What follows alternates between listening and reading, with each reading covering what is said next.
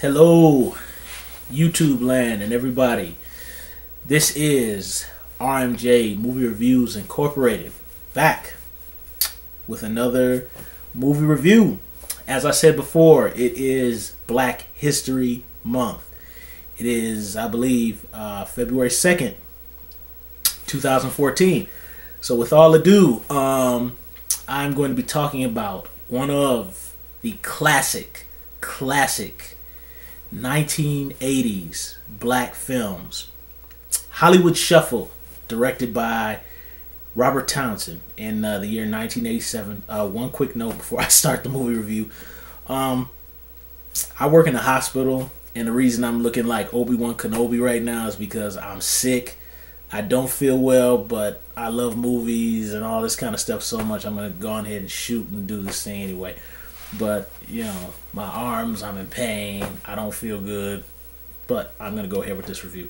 On the Hollywood Shuffle. Hollywood Shuffle was directed by Robert Townsend and written by him and produced. Robert Townsend made such famous films as The Five Heartbeats. And, you know, to some of you people who are really hardcore black filmmaking fans, he actually made The Meteor Man. And then, unfortunately, he made a film with Halle Berry in I think it was the late 90s called Baps, which I think we all wish we could forget that movie. But this is one of the films that inspired me and showed me that as a man of color, well, at that time I was a boy of color, but as a person of color, that I could make films and be in the entertainment industry, you know, along with many of the other greats that I'm going to mention when I go on to the other reviews for the rest of the month. Robert Townsend, I believe at the time, was a struggling, you know, comedian, actor, and I don't think he had ever made a movie, but he was at a place I think called the Improv, and I think it was I don't know whether it was in New York. I think it was in New York, but all the greats that come out of there, like Richard Pryor was there, Eddie Murphy, Arsenio Hall, Keenan, Ivory, Wayans, Damon Wayans, Jerry Seinfeld. I mean, the list goes on. And Robert Townsend was part of that era of that, you know, kind of that mid-'80s to early 90s when black filmmaking was at its strongest.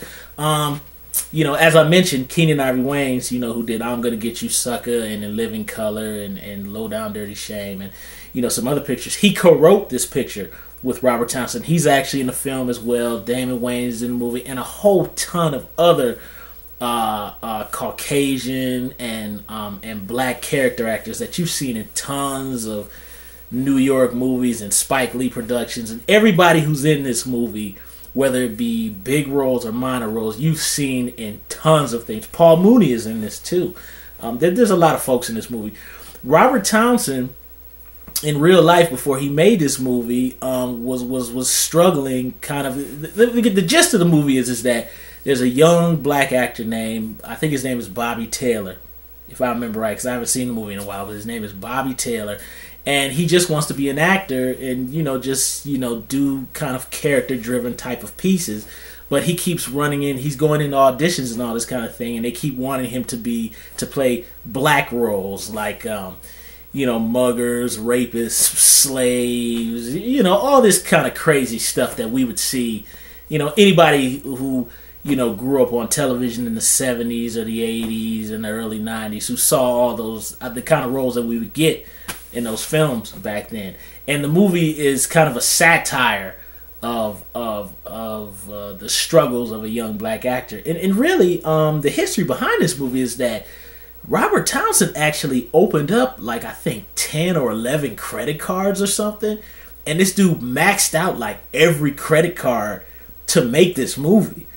And he actually used, like, he didn't even use permits to shoot this thing on location. Like, these cats would, like, just shoot on the street.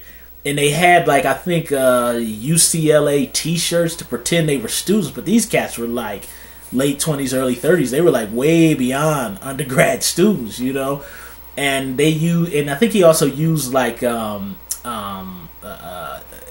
leftover film from other films that were shot. So he was, like, using, like, you know, leftover pieces and would, like, cut it and attach it to other pieces of film to shoot his movie. I mean, just to think. And the movie is very short. The running time is like 100 and it's like an hour and like 18 minutes, I think. So it's a very short film. It was a very short shooting schedule. But to think that this cat maxed out like 11 credit cards to make this movie is absolutely insane. I mean, that's drive, man. But I guess back in the 80s, you probably couldn't, catch a person with credit cards like you can now. Nowadays, I mean, you could just go and check their email, Google it, and all that. But back then, I mean, I imagine you could probably max out all those credit cards, like, and move to Canada or something like that, or Mexico, and you'd be cool. But that's the gist of the movie. He's a struggling black actor, and he doesn't want to play stereotypical roles. And the whole movie is like kind of like long skits of an exaggerated form of stereotypical black roles. Like there's one gag in the movie where he goes into an audition, and this movie that he's auditioning for is supposed to be like kind of a stereotypical blacks versus Latinos, pimp the Mac, blaxploitation type of film. And you see all these different black actors talking about all their different plights that they have as actors and actresses, and you hear a couple of light-skinned black dudes talking about how, like, they don't think I can play street hoods because I'm light-skinned. It's and it breaks into this little skit where it's talking about the first Hollywood's black acting school, and all the teachers are white guys, and they're teaching black students how to curse black, or how to walk black. And then they've got like one black actor who comes out and goes, yeah, I was in the Vice Lords, the Onion Heads, and he's supposed to be like a gang member. And there's another guy who comes out and goes like, I'm filming a prison movie where I play a rapist. It's crazy, man. It's funny stuff. And then there's another one where I think this is my favorite gag in the whole movie, where they're kind of ripping off, because this was 1987 when this movie came out, so it was Siskel and Ebert, and not Ebert and Roper, but they were kind of mocking Siskel and Ebert, and it was a little skit where it turned into sneaking into the movies, and they review all these movies, and this is just a fantastic picture. It really shows, although this film is a comedy and it's joking around and all that kind of stuff, it really reflects kind of the struggles that people of color really go through in real life. That people who aren't a person of color doesn't understand. You know what I mean? It really reflects how some, and I do mean that literally, some, like a small number or big number, whatever way you want to look at it, that there are some Caucasians in this world who believe black people to be these crazy stereotypes, which is nuts to me. I used to live in the city of Dayton when I attended Wright State, and I worked at a movie theater, and I met many of ignorant Caucasians who are dumb as hell and didn't know their butt from a hole in the ground, and they think black people are all supposed to be one certain way, and don't realize that we as black people aren't just all the same, that we're individuals, we're individual people. They don't realize that because they're dumb as fuck. Excuse my language for my family and friends who saw that. Sorry. But it's real stuff that this movie is talking about. It's displayed in a comedic fashion, but it really is true. But the Hollywood Shuffle is a brilliant film. It goes down as just the one of the. I mean, people talk about Spike Lee and all that, and I like Spike.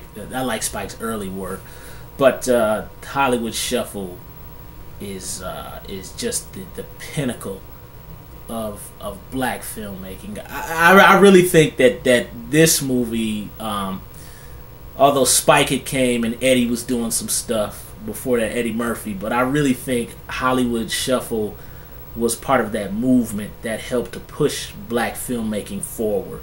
I really do think that Hollywood Shuffle led the way for the Antoine Fuquas and the F. Gary Grays and and all those guys. I really think it is. What else can I say about this movie? It's gonna be a short review, man. It's just a fantastic movie. I mean, I'm pretty sure all you guys out there who are fans of black filmmakers know that Hollywood Shuffle is a classic. It's the pinnacle. It's not really so much I don't want to call it a real movie, but it's kind of like a very long episode of In Living Color is what it is. And then it kind of has this very small storyline of Bobby Taylor trying to get his roles kind of weaving within all these skits. But it's a fantastic film. I really highly recommend Hollywood Shuffle. It's a great movie. It always inspires me. One of the themes that I love in the film is that it really shows that people should never give up on their dreams. No matter how hard it gets, no matter what obstacles you run into, no matter what people say, go with what you believe inside. And I'm saying, even if that means ignoring what mom or dad says, or your brothers or your sisters or your best friend, you have to go with what you feel inside. And I think that's one of the coolest things that I've always taken away from the movie. You know, you be true to your culture and all of that, and you don't do what's wrong, but really at the end of the day, you have to do what makes you happy and what's true to you, and you have to go after what you believe in, no matter what. You know, you got to have that Rocky Balboa mentality.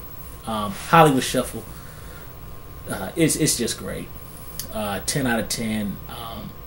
Robert Townsend has inspired me to a whole nother level. And I saw this film. I'm not one of these people who saw the film like years and years later. I saw the film when it first came on VHS tape, which I don't know whether it was 87 or 88, but I saw the film when I was a little kid, you know. So this film has been with me for years. It's a fantastic picture. It's very funny. There's tons of funny skits in there. There's a lot of kind of, you know, dated 1980s stuff. There's one skit in there that's really funny where it's like a detective kind of satire of detective movies, and Robert Townsend is playing a detective, and I think the story is called Death of a Breakdancer, so you know it's a 1980s movie. And like there's the head bad guy in it is called Jerry Curl, and he's like doing these breakdancing moves and swinging his head, and Jerry Curl juice is flying everywhere. And it's good stuff, man. Hollywood Shuffle. There's not really much else I can say about it. It's a fantastic picture.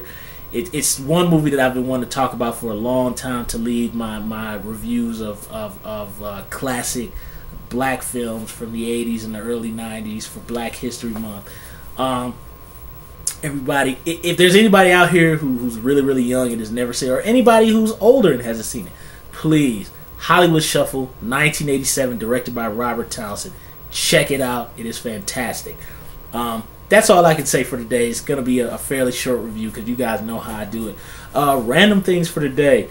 The only random thing I can say for today is next time when I go to work and get a patient, and there's a sign in the room that says contact precaution, I'm not going to forget to put on a mask before I go in the room, because that's probably why I feel the way I feel right now. So, alright folks, I'm going to be hitting you guys tomorrow with another one of my favorite movies. I've been wanting to talk about this movie for a long time.